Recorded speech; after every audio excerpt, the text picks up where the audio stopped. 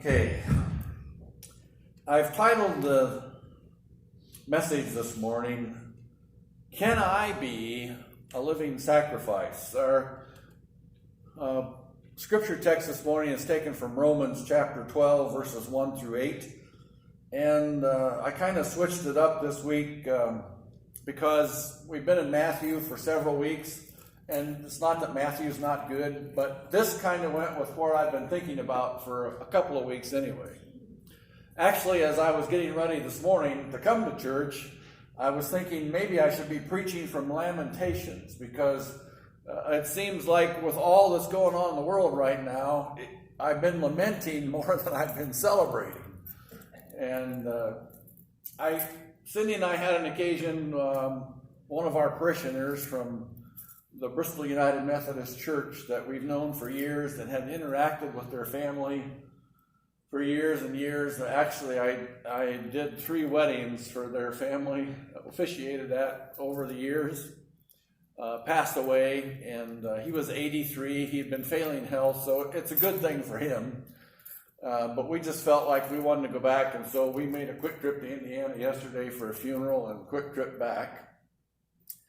And I was driving down the highway, and if you've been on the toll road, sometimes I hate to go the toll road, but it is the quickest way to get somewhere, as long as they don't have an accident.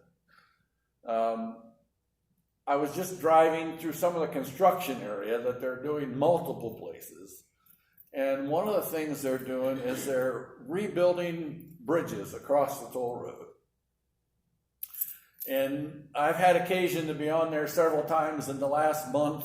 And I noticed yesterday that one of them they're working on, they were putting up aluminum posts. And all of a sudden I just thought, how sad. You know why they're putting those aluminum posts up? Because they're going to put a fence across there, because we have to protect the bridges so that somebody doesn't get up there and throw rocks off at people who are going down the toll road. And so there's my lament. That's the world we live in today. And I noticed then when I got to the next bridge, that bridge had already been prepared, has a new fence on it to protect people from throwing rocks. If you notice closely while you're zipping underneath there, you'll see that on every one of those fences then is a wing, sort of like. And it stretches out to the side so that people can't climb along the bridge on the outside of the fence.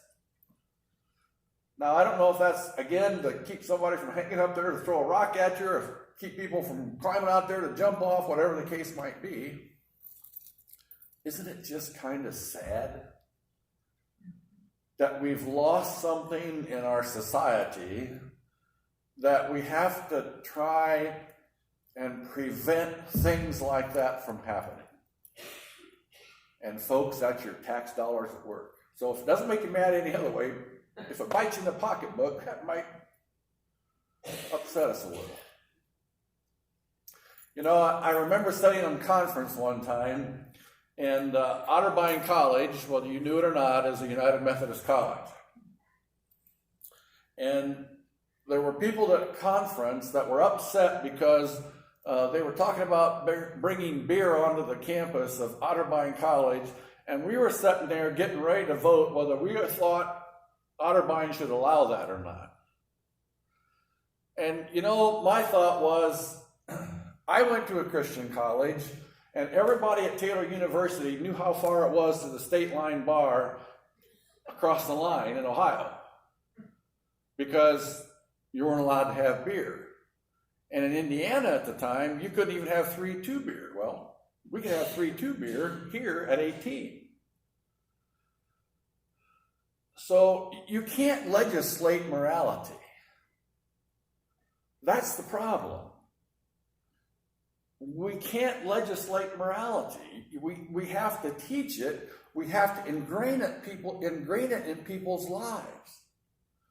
Now, since I went to college in 1970, the first time, things have really changed. And it got me to thinking, what do we as a society think about holy living today? Do we even know what it means?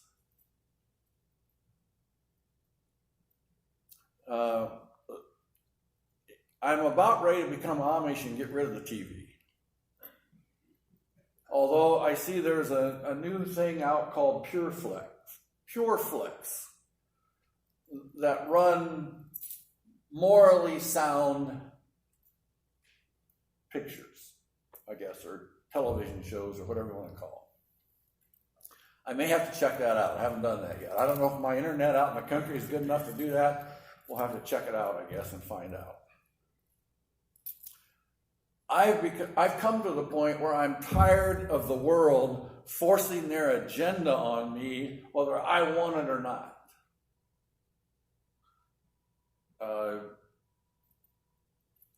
They estimate that in society as a whole, roughly 10 to 15% of people are gay or lesbian.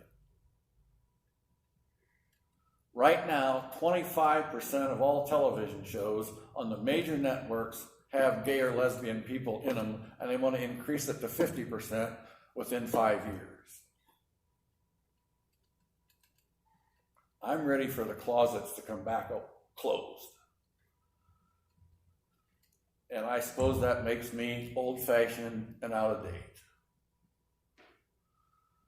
Okay, so be it. I can live with that. But what does it mean to be a living sacrifice?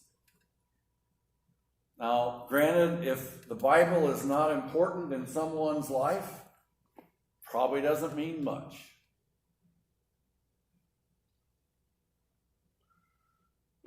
But I'm ready to hang on to this more than anything else I see today. Because in my life's experience, I've found that God has shown me that this is much more true than false. And I found in my own life, by living according to the principles that are established here, my life is not stress-free by any means, but I found that because of the Spirit of God, I can handle what life gives me.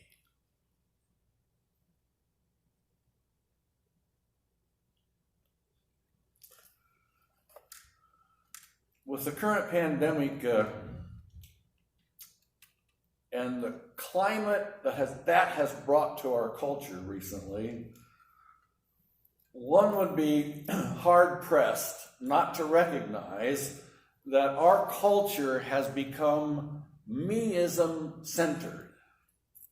And by meism-centered, what I'm saying is the most important thing in most people's life is me. Myself and I. That is their agenda. Doesn't make any difference what anybody thinks, doesn't make any difference what anybody believes. I am the one that's important. And I believe secondarily that has led us to the point where we have a culture that believes they're entitled, period. I read this week that the people marching in Seattle were marching on streets and they were demanding that the people of Seattle give them their houses. Period. It's their houses. Why is it their houses? I just don't get it anymore. But I think meism is perhaps at its highest point ever, and bar any time. As I've watched the reality of the disease that we have faced in these months and differing news reports, both scientific and not so scientific, the political rhetoric on all sides, the reality of fake news and real news and what is it, even the differing theories of treatment and response in the medical field, I admit to you that the whole process has had me thinking, are we becoming a nation of idiots? Period. For a long time, I believed in the dumbing down of America, and I think it has come to the highest point ever. One of the biblical phrases that has come to my mind so many times in the last 3 months is, "You reap what you sow." And while I never thought we would see it lived out in my lifetime, it sure has become a reality. I believe it was Anne Graham Lotz who was interviewed shortly after 9/11 on television, and I don't remember who the interviewer was, but somebody asked her, why would God allow something like this to happen? And as I remember her response, it went something like this: "We've asked God to leave our schools, our state and capitol buildings, and many of our public places, and God is such a gentleman that he won't go where he's not wanted." And you know, I thought her answer was fantastic.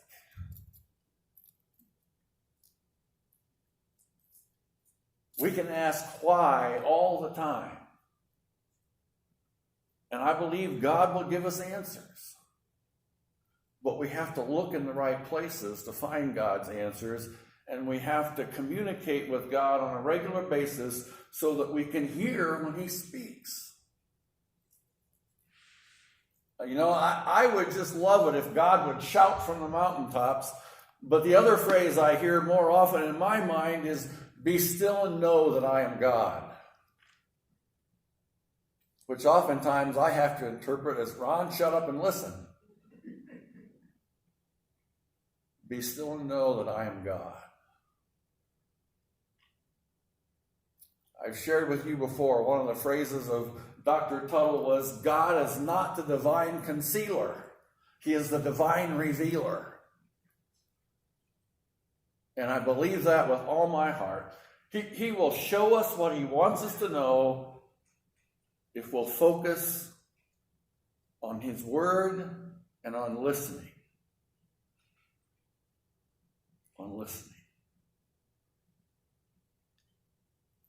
I think much of the world today believes that people are so self-sufficient, we don't need God, period.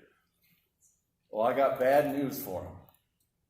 As I read this, if I read it all the way through, I believe we were created by God, and in here it says we were created by God with space in our personalities or in our spirits, in our beings, however you want to interpret it. We are created by God, and only God can fill some of those spaces.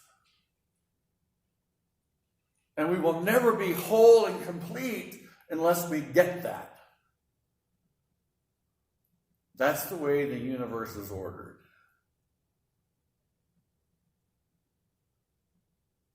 But it doesn't take a brainiac to look around and see that people try to fill those empty spaces with sex, drugs, their own ideas. And it's not working. Hello? It's not working. So I believe that's why God wants us to live holy lives, so that other people can see in us what really works. I admit to you that that's not always easy. It's very difficult. I really believe that our major problem today is just plain selfishness or self-centeredness. When people don't respect other people's lives, they don't care if they kill and murder somebody else. They don't care if they abuse little kids sexually.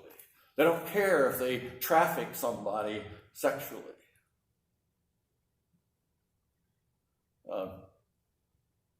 Sexual trafficking today is fast becoming the second most abusive thing in the nation, next to abortion. Because more and more kids are being impacted. And part of that we can thank our instant media generation for. And our fake news, because We don't talk about that publicly. Why? Because too many people in power have been involved. And that becomes more and more apparent as some of these things unfold.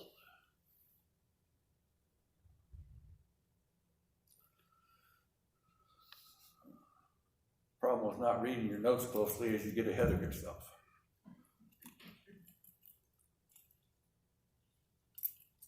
Now, one of the reasons I believe that the Apostle Paul wrote the words that he did in the book of Romans is because he faced a similar situation in the first century.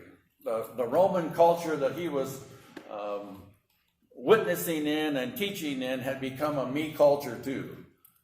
Not unlike our culture, but as I read the history books, it was a lot less pervasive then than it is now. And so Paul understood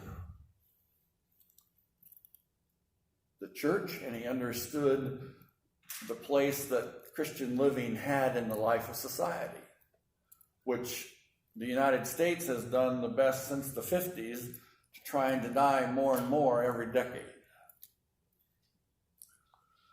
So, Romans chapter 12. Talk too fast, my mouth's getting dry, I guess.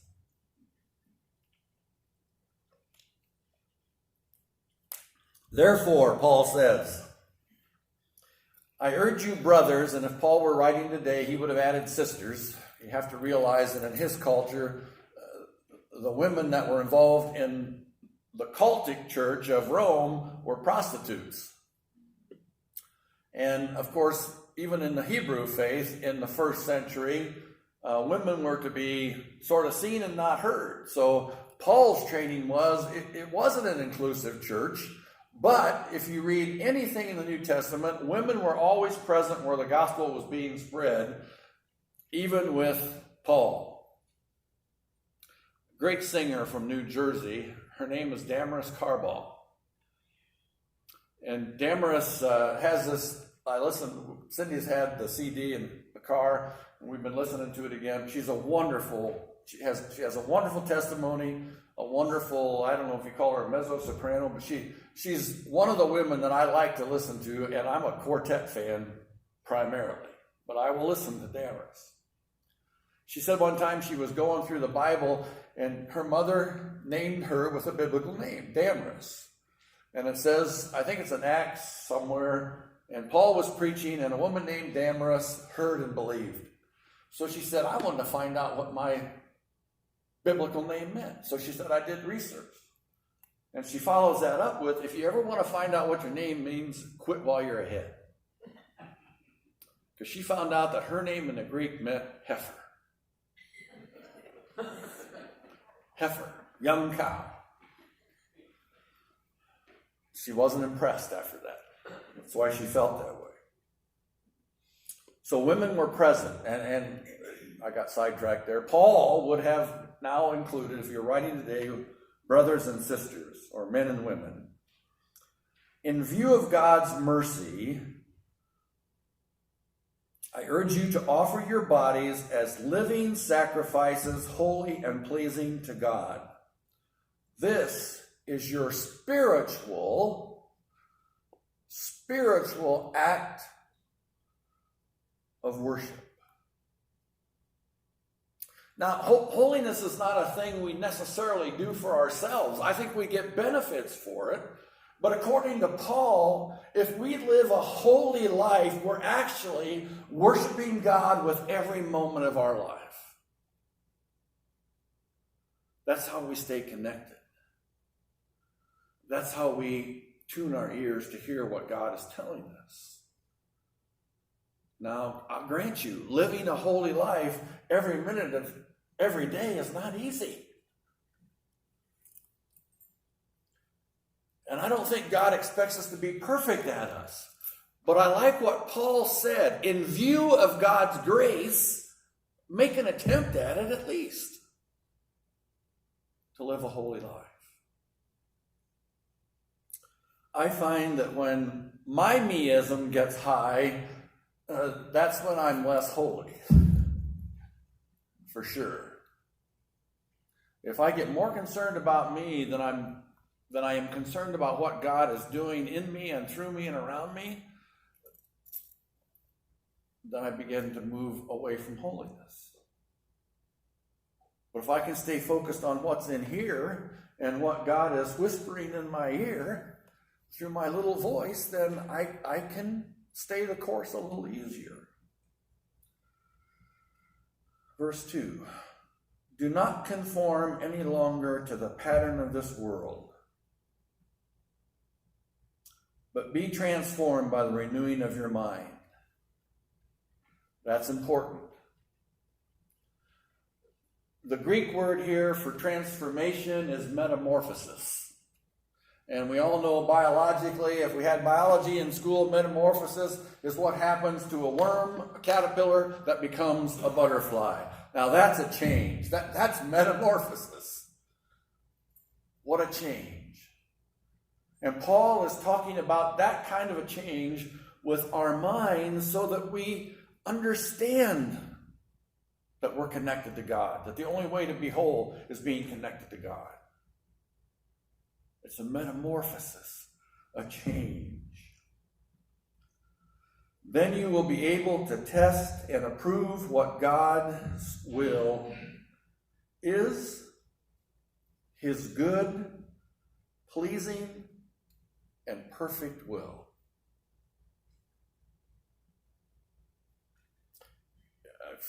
I don't know, I've debated with people what God's perfect will is in somebody's life.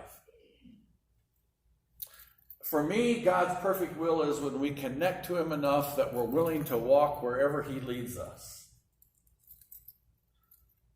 Now, y'all know that I went to college for 2 years, dropped out for 12, and went back and finished, and we went out of this church to enter the ministry. Was that God's perfect will? Yes. Was it in God's perfect timing? Yes. It worked out for us. But you know, I found that in my life, it's not just one door that God opens for us sometimes. He presents us with a multitude of doors. And what I've learned is God goes with us whichever door we choose. Remember me talking about Kairos time? Kairos and Chronos. Chronos is chronological time, what we watch with our watches and what we watch now with our cell phones. Kairos time is in the fullness of time. In the fullness of time. That's God's time. And God's got all the time in the world. He can outwait us better than we can outwait him. He's proven that to me so many times in my life. Would have been perfect if I'd have gone to college 4 years, then to seminary, and gone on to ministry. God would have worked that out. But you know, in that 12 years that I was away from college, I learned a lot about life. And that was important too. For me, I always thought that the good thing about going 2 years was when we decided to go back, I knew I could do it.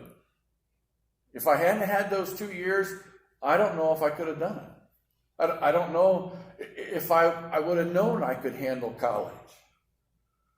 But that's the way God worked it out. So God's perfect will for me has always been just me being willing to slide my hand into God's hand and allowing him to lead. It's not always easy. But that's what he does. So he continues, verse 3. For by the grace given me, I say to every one of you, do not think of yourself more highly than you ought. Wow. Could society hear those words today? See why I think meism is the challenge here? But rather think of yourself with sober judgment in accordance with the measure of faith God has given you. Now, I'm not saying this is an easy step all the time either. But you know, remember that old saying, you walk a mile in another man's moccasins or shoes for a while, you get a better understanding? Well, that's true. This is exactly what Paul is talking about here. Don't think you're better than somebody else. With humility, what Paul is saying, realize that